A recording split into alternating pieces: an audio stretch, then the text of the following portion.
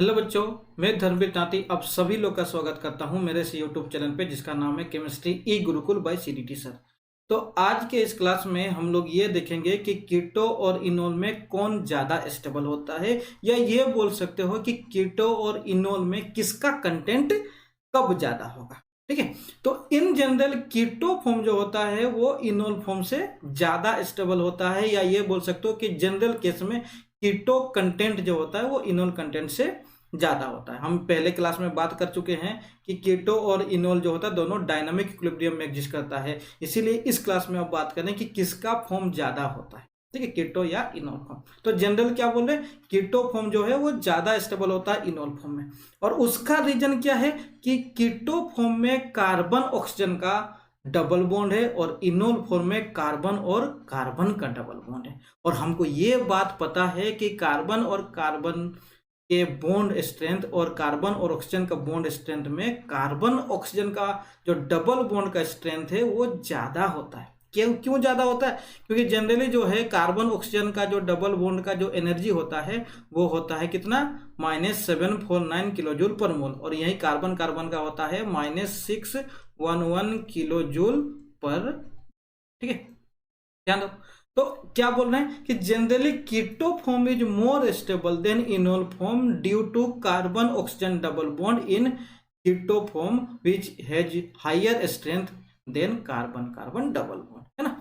इसमें हम बहुत सा एग्जाम्पल भी देख सकते हैं। जैसे एग्जाम्पल के तौर पर ये मेरा एक कीटोन फॉर्म बना गया है, ये एसीटोन है। ठीक है, एसीटोन है।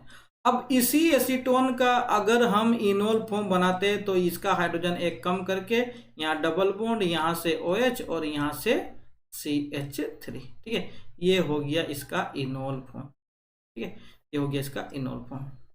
अब देखो समझो, इसका इनोल फॉर्म में देखो तो इनोल फॉर्म में और कीटो फॉर्म में यहाँ पर कार्बन ऑक्सीजन का डबल बॉन्ड है और यहाँ पर क्या है, कार्बन कार्बन का डबल बॉन्ड है। और हमको ये बात पता है कि कार्बन ऑक्सीजन और कार्बन कार्बन के डबल बॉन्ड में कार्बन ऑक्सीजन का जो स्ट्रेंथ होता है वो ज़्यादा होता है, और अगर इसका स्ट्रेंथ ज़्यादा होता है तो इसकी स्टेबिलिटी भी ज़्यादा होगी। इसीलिए यहाँ पर जो है कीटो फॉर्म जो होगा वो इनोल से ज़्यादा होगा। समझ में आ रहा है? जिसका स्ट्रेंथ ज़्यादा, बॉन्ड का स्ट्रेंथ ज़्यादा होगा, उसकी स्टेबिलिटी ज़्यादा होनी ही है। ठीक है, देखो ये तुम्हारा इनोल कंटेंट में, ठीक है, ये इनोल कंटेंट है कार्बन कार्बन का डबल बॉन्ड, यहाँ कार्बन ऑक्सीजन का डबल बॉन्ड, कार्बन ऑक्सीजन का डबल बॉन्ड जो है ज़्यादा स्ट्रेंथ का है। ठीक है, ऐसे हमको यहाँ पर परसेंटेज नहीं जानना है। ठीक है, परसेंटेज हमको याद करने की जरूरत नहीं, लेकिन तुम चेक कर सकते हो कि एसीटोन में लगभग 99.99% जो है ये EF फॉर्म एग्जिस्ट करता है, और ये मात्र 0.01% ही एग्जिस्ट करता है। फिर बोल रहा हूँ परसेंटेज कहीं पूछा नहीं जाएगा, याद करने की जरूरत नहीं है, लेकिन हाँ ये याद रहना चाहिए कि कीटो और इनोल फॉर्म में कीटो फॉर्म ज़्यादा स्टेबल है। ठीक है, यहाँ पर और एक एग्जाम्पल देख लो। एग्जाम्पल में क्या है, ये एल्डिहाइड लिया है। अगर इसका हम इनोल फॉर्म बनाते तो इस टाइप का ये इनोल बन जाता है। ठीक है, यहाँ पर भी तुम देख सकते हो कि यहाँ पर कार्बन ऑक्सीजन का डबल बॉन्ड है और यहाँ पर कार्बन कार्बन का डबल बॉन्ड है, और हमको ये बात पता है कार्बन ऑक्सीजन का डबल बॉन्ड और कार्बन कार्बन का डबल बॉन्ड में इसका स्ट्रेंथ ज़्यादा होता है। मतलब ये जो एल्डिहाइड है, ठीक है, ये जो एल्डिहाइड है, एसिटल्डिहाइड है, ठीक है, इसका ज़्यादा स्टेबिलिटी होगा इस इनोल से।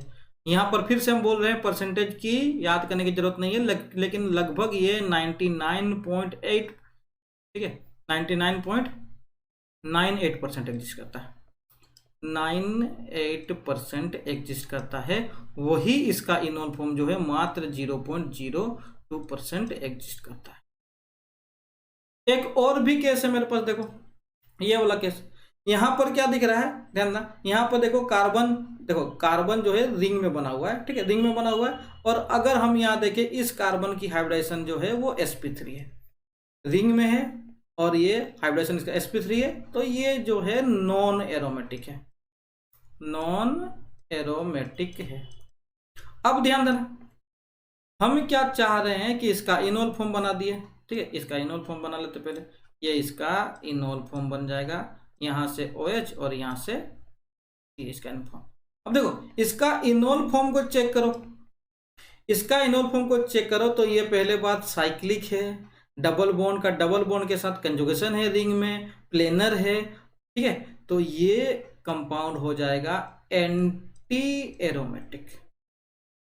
ये कंपाउंड क्या हो जाएगा? Anti aromatic. और ये बात तुमको पता होना चाहिए, नॉन एरोमेटिक और एंटी एरोमेटिक में नॉन एरोमेटिक का स्टेबिलिटी जो होता है वो एंटी एरोमेटिक के स्टेबिलिटी से ज्यादा होती है। ये बात जीओसी में हम लोग पढ़े हैं कि नॉन एरोमेटिक की स्टेबिलिटी किससे ज्यादा होती है?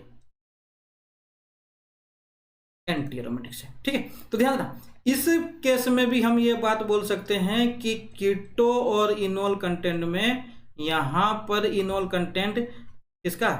कीटो का ही ज्यादा होता है, कीटो और इसके इनोल फॉर्म में। उसका रीजन क्या है कि जो इनोल फॉर्म है वो इनोल फॉर्म में क्या हुआ? इनोल फॉर्म में एंटी एरोमेटिसिटी आ गई, जबकि ये कीटो फॉर्म में था तो कीटो फॉर्म जो है वो स्टेबल था, ठीक है, बराबर।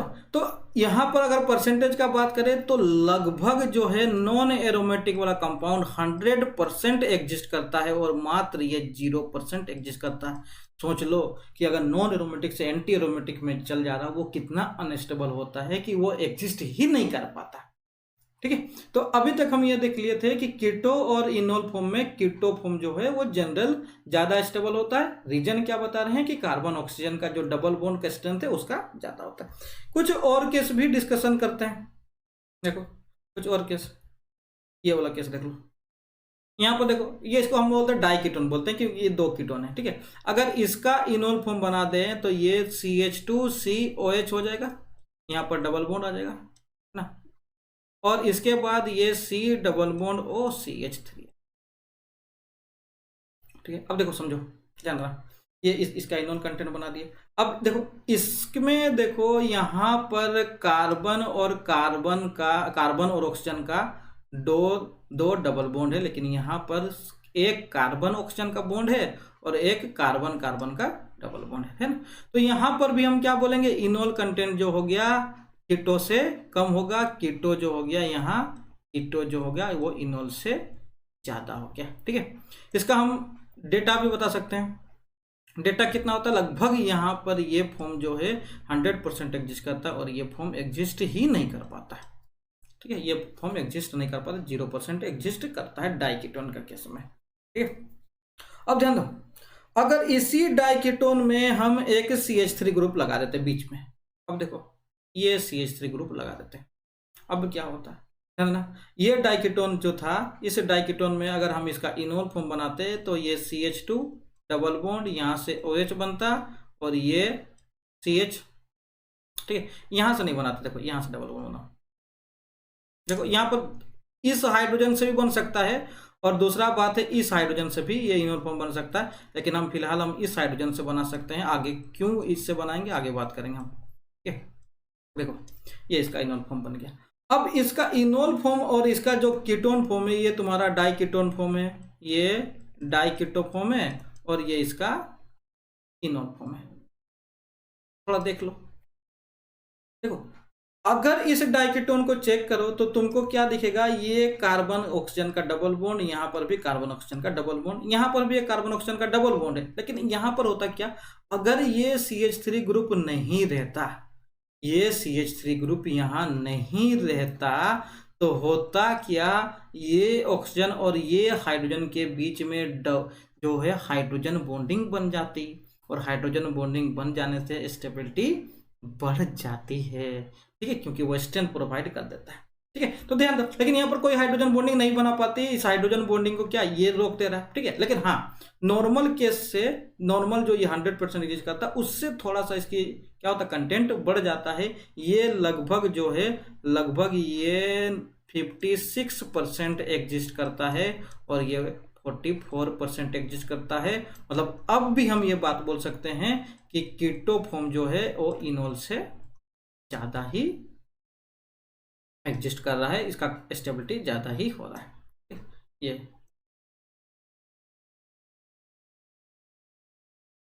अब देखो एक और एग्जांपल लिए हुए हैं, देखो इस एग्जांपल में क्या खासियत है, यहाँ पर सिर्फ एक मिथाइल ग्रुप लगाए थे, अब यहाँ पर मिथाइल ग्रुप नहीं और एक बड़ा वाला ग्रुप लगा दिए हैं जिसको हम लोग बोलते हैं टर्सरी ब्यूटाइल का। क्या अब ये टर्सरी ब्यूटाइल का अगर हम यहाँ पर इसका इनोल फॉर्म बनाएं तो ये कुछ इस टाइप से बनेगा CH3 यहाँ से OH बना दिए, डबल बॉन्ड यहाँ से बना दिए और इसके बाद यहाँ पर 3 CH3 ग्रुप इधर से जुड़ा हुआ, मतलब टर्सरी ब्यूटाइल वाला ग्रुप बना दिए और उसके बाद क्या होगा, ये डबल बॉन्ड ऐसे रहेगा और इधर CH3। अब देखो इस केस में क्या हो रहा है, पहले थोड़ी सी देखो यहाँ पर CH3 में थोड़ी सी तो पॉसिबिलिटी हो रही थी कि ये ऑक्सीजन और हाइड्रोजन के बीच में हाइड्रोजन बॉन्डिंग बन सकता था, ठीक है।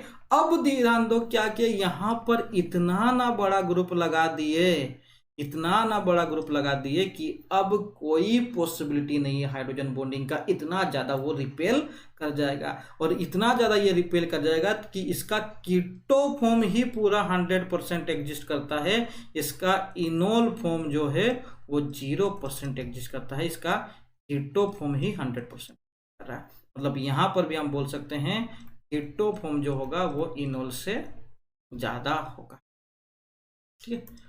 सब में एक ही रीजन है, सब में मेनली एक ही रीजन आ रहा है, वो क्या है कि कार्बन ऑक्सीजन का बॉन्ड स्ट्रेंथ। एक और एग्जांपल दे रहे हैं यहाँ देखो, इसका हम इनोल बनाएंगे तो इसका इनोल कुछ ऐसा बन जाएगा, benzene ring as usual benzene ring के फॉर्म में रहेगा, ठीक है। ये डबल बॉन्ड और यहाँ से बन जाएगा इनोल। अब देखो यहाँ पर भी देखो ये जो है हाइब्रिडाइजेशन इसका sp3 है और ये क्या होगा, ध्यान देना नॉन एरोमेटिक है, ये नॉन एरोमेटिक, ठीक है। अब जैसे ही ये इसमें चेंज हो गया, ये क्या हो गया, एंटी एरोमेटिक हो गया है और ये एंटी एरोमेटिक हो गया, इसका मतलब क्या होगा, इसकी स्टेबिलिटी बहुत कम हो जाएगी और इतनी कम हो जाएगी कि ये फॉर्म जो है, ये फॉर्म तुम्हारा 100% एग्जिस्ट करता है और ये फॉर्म जो है वो मात्र 0% नहीं एग्जिस्ट करता, ठीक है। तो इस केस में भी हम क्या बोल रहे हैं, कीटो की स्टेबिलिटी जो यहाँ पर जो है कीटो जो होगा वो इनोल से ज्यादा है।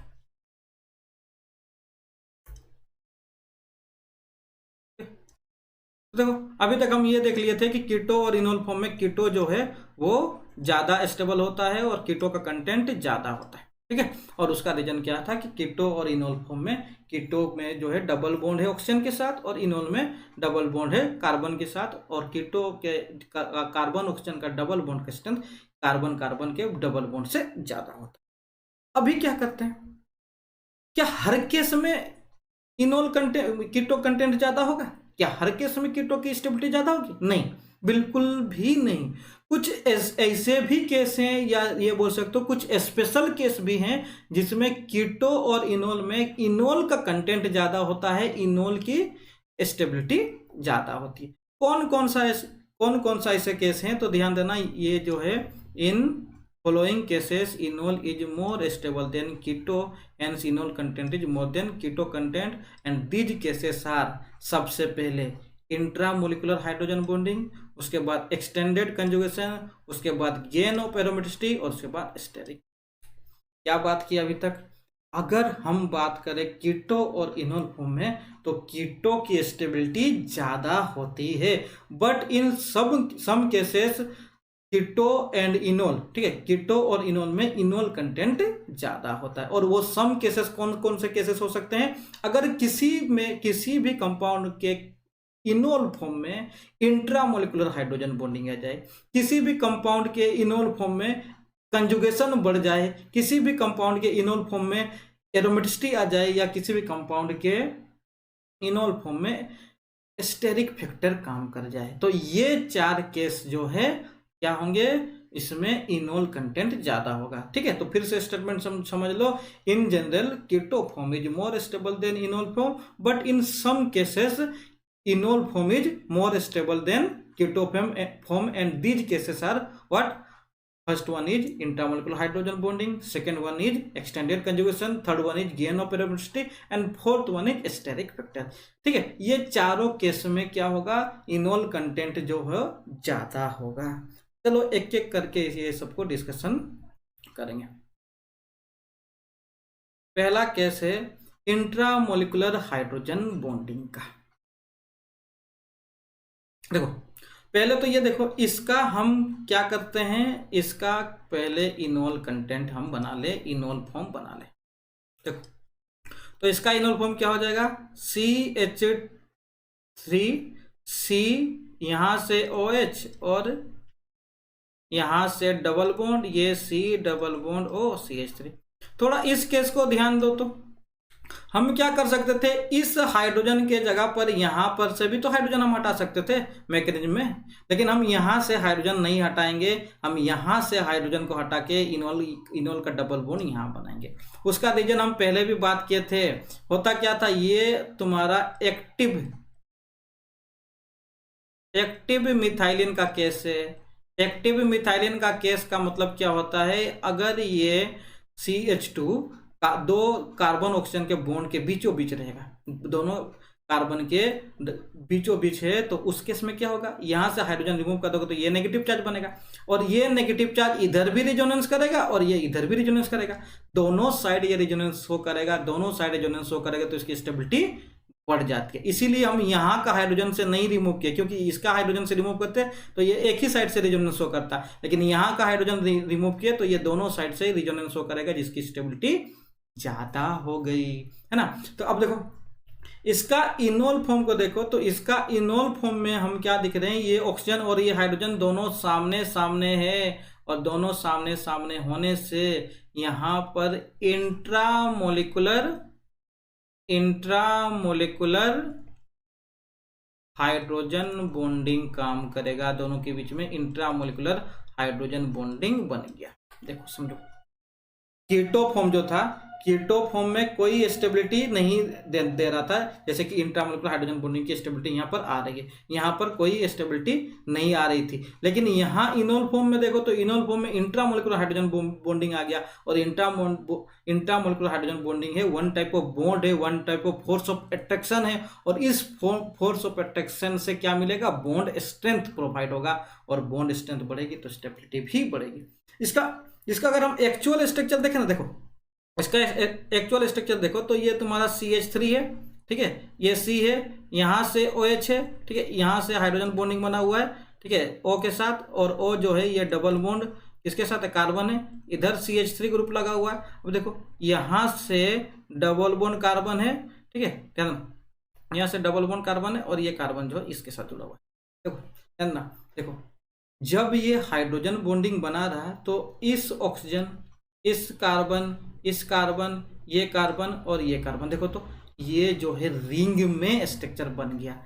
हाइड्रोजन बॉन्डिंग के आने से ये स्ट्रक्चर जो है किस में कन्वर्ट हो गया, रिंग स्ट्रक्चर में कन्वर्ट हो गया, ये रिंग स्ट्रक्चर में कन्वर्ट हो गया। देखो कितनी स्टेबिलिटी मिल रही होगी, सोचो कितनी स्टेबिलिटी मिल रही होगी। देखो नॉर्मल केस में सिर्फ क्या था, कार्बन और ऑक्सीजन का डबल बॉन्ड का स्ट्रेंथ था, बाद में जब ये इसका हम इनोल फॉर्म बनाए तो इसमें इंट्रामोलिकुलर हाइड्रोजन बॉन्डिंग आ गया, ऊपर से ये रिंग में आ गया, और रिंग में आ जाने से इसकी स्टेबिलिटी और बढ़ जा रही होगी, और स्टेबिलिटी बढ़ जाने से क्या होगा, ठीक है, इसका कंटेंट भी ज्यादा होगा। इसलिए हम यहाँ पर बोल रहे हैं कि इनोल फॉर्म का जो कंटेंट होगा वो यहाँ कीटो फॉर्म से ज्यादा होगा। समझ में आ रहा है ये बात, ठीक है।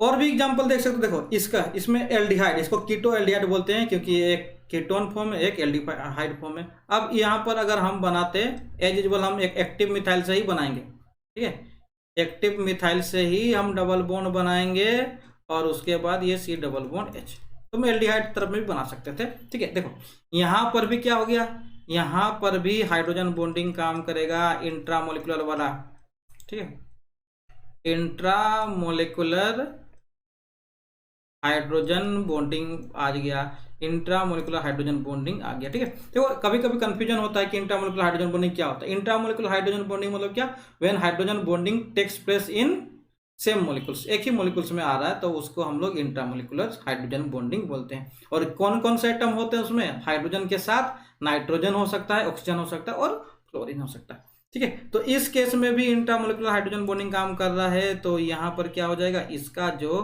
कीटो फॉर्म और इनोल फॉर्म में कंपेयर करें तो इनोल फॉर्म ज़्यादा स्टेबल होगा, इनोल कंटेंट ज़्यादा होगा। अब नेक्स्ट बात करो, एक साइक्लिक वाला कंपाउंड का भी एग्जाम्पल लिए हुए हैं। देखो इसका अगर हम हाइड्रोजन बॉन्डिंग के साथ बना लेते तो डबल बॉन्ड आता और यहाँ से OH और यहाँ पर डबल बॉन्ड, तो ये ऑक्सीजन और इस हाइड्रोजन के बीच में क्या आ जाएगा, intramolecular hydrogen bonding, intramolecular hydrogen bonding. और यहाँ पर भी as usual intramolecular hydrogen bonding काम कर जाएगा, तो क्या हो जाएगा, यहाँ पर भी इनोल कंटेंट जो होगा वो कीटो से ज्यादा होगा। ठीक है, तो अभी तक देख लिए, क्या देख लिए हम कि जनरली कीटो फॉर्म ज्यादा स्टेबल होगा, लेकिन कुछ केस हैं जिसमें हाइड्रोजन बॉन्डिंग के कारण क्या हो सकता है, स्टेबिलिटी इनोल फॉर्म का ज्यादा होगा। अगर मान लो कुछ ऐसा केस मिल जाए जिसमें सभी में हाइड्रोजन बॉन्डिंग हो, सभी में हाइड्रोजन बॉन्डिंग हो रहा है, तब हम कैसे चेक करेंगे कि किसका कंटेंट ज्यादा होगा। जैसे एग्जांपल के तौर पर ये देखो, यहाँ पर देखो तो यहाँ पर क्या दिख रहा है कि फिनाइल ग्रुप, फिनाइल ग्रुप हम बेंजीन रिंग के फॉर्म में बना देते हैं। ठीक है, अब इसका इनोल फॉर्म बना लेते हैं, इसका इनोल फॉर्म, ये यहाँ से OH बन गया, मिथाइलिन ग्रुप से निकाल दिया हाइड्रोजन, ठीक है, और ये C डबल बॉन्ड O और यहाँ से बन गया बेंजीन रिंग।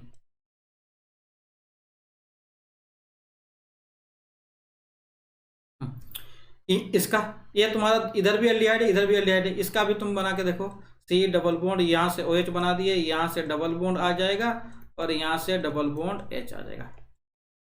इसमें भी दोनों कीटोन का फॉर्म है CH3, ये OH बना दिए यहाँ से, ठीक है, यहाँ से डबल बॉन्ड CH और ये C डबल बॉन्ड O, उधर से CH3।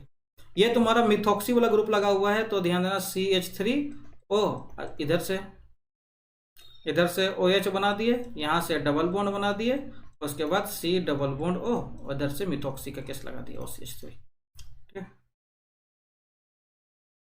अब थोड़ा सा चेक करते हैं कि किसकी स्टेबिलिटी ज्यादा है। क्यों हम ये चेक कर रहे हैं, देखो यहाँ पर भी हाइड्रोजन बॉन्डिंग है, यहाँ पर भी हाइड्रोजन बॉन्डिंग है, और यहाँ पर भी हाइड्रोजन बॉन्डिंग है, और यहाँ पर भी हाइड्रोजन बॉन्डिंग है। मतलब हमको ये बात तो कंफर्म हो गया कि हाइड्रोजन बॉन्डिंग से ये चीज नहीं एक्सप्लेन हो पाएगा। तो किस चीज से एक्सप्लेन करेंगे, तो हम जो बेसिक कॉन्सेप्ट था उस पर एक्सप्लेन करेंगे। कौन सा, मैकेनिज्म से। मैकेनिज्म क्या होता था, जब हम OH नेगेटिव उस पर डालते थे, वो H+ को ले लेता था, और H+ को अगर ये ले लेता था, उस केस में क्या होती थी, उस केस में नेगेटिव चार्ज बनता था, और उस नेगेटिव चार्ज की स्टेबिलिटी हम देखते थे, वो जितना ज्यादा स्टेबल होगा उसका स्टेबिलिटी, मतलब उसका इनोल कंटेंट ज्यादा होगा। ठीक है, देखो तो अब ध्यान देना, अगर हम यहाँ से हाइड्रोजन हटाते तो यहाँ पर नेगेटिव चार्ज बनता, यहाँ से हाइड्रोजन हटाते तो यहाँ पर नेगेटिव चार्ज, यहाँ से हाइड्रोजन हटाते तो यहाँ पर नेगेटिव चार्ज, और यहाँ से हाइड्रोजन हटाते तो यहाँ पर नेगेटिव चार्ज बन सकता था। ठीक है, अब देखो चारों में एक चीज कॉमन है कि यहाँ पर ये नेगेटिव चार्ज दोनों साइड रिजोनेंस जा रहा है, इधर भी दोनों साइड रिजोनेंस जा रहा है, ठीक है, यहाँ पर भी रिजोनेंस जा रहा है। अब देखो इसको अलग है, ठीक है, ध्यान से। अब 3 का पहले हम देख रहे हैं, तो तीनों में तो ये चीज कॉमन है, ये चीज कॉमन आ रहा, और अगर ये चीज कॉमन आ रहा तो आगे दूसरा चीज देखेंगे। तो यहाँ पर देखो, यहाँ बेंजीन रिंग है, और अगर यहाँ पर दोनों जगह बेंजीन रिंग पड़ा हुआ है, तो अब क्या होगा, ये नेगेटिव चार्ज कार्बन ऑक्सीजन का कार्बोनाइल ग्रुप पर तो रिजोनेंस करता ही, साथ ही साथ क्या करता, वो रिजोनेंस में बेंजीन में भी डिलोकलाइज हो जाता। दोनों ही बेंजीन में ये डिलोकलाइज हो सकता था। सोच लो, पहले कार्बोनाइल ग्रुप में वो डिलोकलाइज हो रहा था, अब वो बेंजीन रिंग में भी डिलोकलाइज हो रहा है, तो इसकी स्टेबिलिटी कितना ज्यादा होगी। वो साथ ही साथ दो बेंजीन रिंग में डिलोकलाइज हो रहा है, तो इसकी स्टेबिलिटी बहुत ही ज्यादा होगी, है ना। लेकिन वहीं पर बात करें, यहाँ पर देखो तो यहाँ पर हाइड्रोजन लगा हुआ, अब हाइड्रोजन है तो यहाँ पर रेजोनेंस तो हो नहीं सकता। ठीक है, अब ये दोनों में अगर हम कंपेयर करें तो ध्यान देना, यहाँ पर जो है इंडक्टिव इफेक्ट इधर से लग रहा है, यहाँ पर भी इंडक्टिव इफेक्ट इधर से लग रहा है। देखो, इंडक्टिव इफेक्ट से दोनों साइड से इलेक्ट्रॉन दे रहा है नेगेटिव चार्ज को। अब नेगेटिव चार्ज को अगर इलेक्ट्रॉन मिल रहा है इंडक्टिव इफेक्ट से, तो नेगेटिव चार्ज बढ़ जाएगा, और नेगेटिव चार्ज बढ़ जाएगा तो स्टेबिलिटी घट जाएगा। मतलब हाइड्रोजन और CH3 ग्रुप अगर लगा हुआ है तो हाइड्रोजन की स्टेबिलिटी ज्यादा है, क्योंकि ये कोई +I -I नहीं शो कर रहा, ये +I शो कर रहा है, इधर से ये +I शो कर रहा है, और इधर से भी ये +I शो कर रहा है, तो इसका स्टेबिलिटी घट जाएगी। ठीक है, इसीलिए अगर हम दोनों में कंपेयर करें तो पहला सबसे ज़्यादा स्टेबल होता है, उसके बाद दूसरा सबसे ज़्यादा स्टेबल होता है, फिर तीसरा होता है, चौथा केस सबसे लास्ट में आता है। इसको डिस्कशन करेंगे। देखो यहाँ पर बात करें तो हो क्या रहा है, देखो तो हम लोग को क्या दिख रहा है कि ये इधर से भी रिजोनेंस करता और इधर से भी रिजोनेंस कर सकता था, लेकिन दिक्कत क्या आती है कि बगल में OCH3 ग्रुप लगा हुआ है, और बगल में OCH3 ग्रुप लगा हुआ है मतलब उसमें उस ऑक्सीजन में क्या है, लोन पेयर पड़ा हुआ है। और अगर ये लोन पेयर पड़ा हुआ है तो ये भी तो इधर से रिजोनेंस करेगा। अब ध्यान समझना, ध्यान रखना, बहुत इंपॉर्टेंट पॉइंट है। अगर ये लोन पेयर इस ऑक्सीजन के साथ रिजोनेंस करता, इस डबल बॉन्ड के साथ रिजोनेंस करता, तो क्या ये वाला रिजोनेंस नहीं रुक जाएगा, है ना। मतलब हम ये बात बोल सकते हैं या तो ये नेगेटिव चार्ज रिजोनेंस करेगा इस डबल बॉन्ड के साथ, या तो ये लोन पेयर वाला रिजोनेंस करेगा, या दूसरा लैंग्वेज में बोले तो इस नेगेटिव चार्ज का रिजोनेंस को ये OCH3 का रिजोनेंस रोक दे रहा है। और अगर रोक दे रहा है तो इस टाइप के रिजोनेंस को हम लोग बोलते हैं क्रॉस रिजोनेंस। क्रॉस रिजोनेंस, ध्यान देना। ऊपर का हर एक केस में हम देखे थे कि सिर्फ नेगेटिव चार्ज दो है, दोनों जगह डिलोकलाइज हो रहा था, दोनों कार्बोनाइल ग्रुप में डिलोकलाइज हो रहा था। लेकिन ये 4th नंबर वाला केस में क्या हो रहा है, हाफ ही हो रहा है। क्यों हाफ बोल रहे हैं, क्योंकि इसका आधा रिजोनेंस कौन ले जा रहा है, OCH3 का रिजोनेंस ले जा रहा है। ठीक है, तो ध्यान रखना, इसीलिए यहाँ पर इसका इनोल कंटेंट जो होगा वो कम होगा। ठीक है, अगर हम बात करें कंपेयर करें सब में तो लगभग जो अगर फिनाइल ग्रुप लगा रहा है तो वो 90 to 100% इस फॉर्म में एग्जिस्ट करेगा। वही अगर सिर्फ हाइड्रोजन लगा हुआ है तो लगभग 80 to 90% ही एग्जिस्ट कर पाता है। और यही अगर यहाँ पर लगा रहा है कौन सा, मिथाइल, तो इसका परसेंटेज जो है 70 to 80% ही रहता है। हाँ, यहाँ पर देखो जहां पर भी क्रॉस रिजोनेंस आ जाएगा इसका परसेंटेज जो है लगभग 5 to 10% ही एग्जिस्ट कर रहा। सोच लो कितना कम इसका फॉर्म बन रहा है। ठीक है, तो अगर हाइड्रोजन बॉन्डिंग से पता चल जाता तो ठीक है, लेकिन हर केस में हाइड्रोजन बॉन्डिंग आ जाए तो उस केस में हम क्या चेक करते हैं, अपना पुराना कॉन्सेप्ट जो एनाइन बनता था H+ के रिमूव होने से, उसकी स्टेबिलिटी चेक करते थे, और उसमें से जो ज्यादा स्टेबल होगा उसकी कंटेंट भी ज्यादा होगी। नेक्स्ट फैक्टर जो है एक्सटेंडेड कंजुगेशन। एक्सटेंडेड कंजुगेशन क्या होता है कि मान लो कोई ऐसा फॉर्म है जिसमें एक कीटो फॉर्म और इनोल फॉर्म में कंजुगेशन इनोल फॉर्म में जाता है। क्या बोल रहा हूं, कीटो फॉर्म और इनोल फॉर्म दोनों फॉर्म में कंजुगेशन है, लेकिन जो कंजुगेशन ज्यादा किस में आ रहा है, वो इनोल फॉर्म में ज्यादा हो रहा है। तो उस केस में क्या हो जाएगा, इनोल कंटेंट ज्यादा हो जाएगा, इनोल की स्टेबिलिटी ज्यादा हो जाएगी। थोड़ा सा समझो यहाँ, जैसे कि एग्जाम्पल के तौर पर देखो, ये हम बना दिए इसका इनोल फॉर्म बना दिए, तो ये OH यहाँ बना, यहाँ पर डबल बॉन्ड और यहाँ पर डबल बॉन्ड। देखो पहले तुमको क्या दिखा था कि इस कार्बन और ऑक्सीजन का ही पहले क्या था, कंजुगेशन था। अब देखो ये कार्बन और ये डबल बॉन्ड का, मतलब ये डबल बॉन्ड का कंजुगेशन आ गया, यहाँ पर लोन पेयर के साथ भी कंजुगेशन आ गया, कंजुगेशन बढ़ गया तो इनोल की कंटेंट, इनोल की स्टेबिलिटी बढ़ जाएगी कीटो से। एक और केस है, बहुत अच्छा वाला केस है, ध्यान देना इसको, बेंजीन रिंग वाला केस है। तो बेंजीन रिंग के साथ अगर इस फॉर्म में रहेगा तो हम इसका पहले तो इनोल बना लेते हैं। तो इनोल कैसे बनेगा, एज यूजुअल हम एक्टिव मिथाइलिन वाला से डबल बॉन्ड बना देंगे। ठीक है, और उसके बाद ये CH डबल बॉन्ड CH2। इस केस को चेक करो, पहले ये बेंजीन रिंग में रिजोनेंस हो रहा था और ये बेंजीन रिंग किसके साथ रिजोनेंस जा रहा था, यहाँ पर। इस डबल बॉन्ड के साथ यहाँ पर कोई रिजोनेंस का रोल नहीं है, यहाँ पर कोई रिजोनेंस नहीं होता था क्योंकि ये डबल बॉन्ड कंजुगेशन में नहीं है। लेकिन जैसे ही इसका इनोल फॉर्म बनाया, देखो तो ये बेंजीन रिंग इस डबल बॉन्ड के साथ तो कंजुगेशन था, साथ ही साथ इसका कंजुगेशन बढ़ के यहाँ तक आ गया। पहले यहाँ तक ही कंजुगेशन हो रहा था, अब बढ़ के पूरा का पूरा मॉलिक्यूल्स में रिजोनेंस होने लगा। अब पूरा का पूरा मॉलिक्यूल्स में कंजुगेशन बढ़ गया, तो इस फॉर्म में भी कीटो फॉर्म जो होगा वो इनोल से ज्यादा ही होगा। देख रहे हैं, दो केस बना दिए।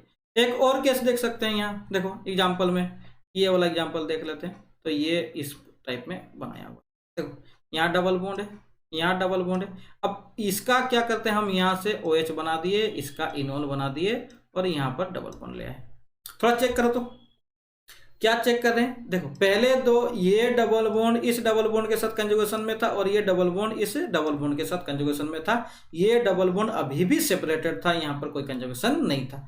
जैसे ही इसका इनोल फॉर्म बना दिए, क्या हो गया, ये डबल बॉन्ड इस डबल बॉन्ड के साथ, इस डबल बॉन्ड के साथ और ये डबल बॉन्ड के साथ पूरा का पूरा कंपाउंड में कंजुगेशन फैल गया और पूरा का पूरा कंपाउंड में कंजुगेशन फैल जाएगा। तो उस केस में भी कीटो, ठीक है, कीटो और इनोल फॉर्म में इनोल ज्यादा होगा। ठीक है, यहाँ थोड़ा साइन चेंज कर लो,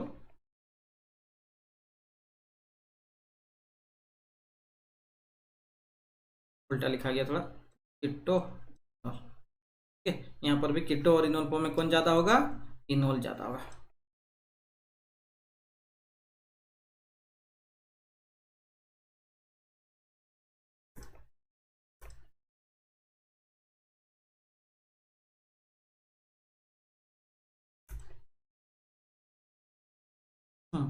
ठीक है, तो अभी तक हम लोग दो केस देख लिए हैं। पहला केस में था कि हाइड्रोजन बॉन्डिंग अगर आ जाए इंट्रामोलिकुलर वाला, तो उस केस में स्टेबिलिटी इनोल की ज्यादा हो जाती है कीटो से। ठीक है, और दूसरा केस है अगर कंजुगेशन बढ़ जाए, कंजुगेशन बढ़ जाने से भी स्टेबिलिटी किसकी ज्यादा होती है, किसकी ज्यादा हो जाएगी, इनोल की ज्यादा। नेक्स्ट और केस देख लेते हैं।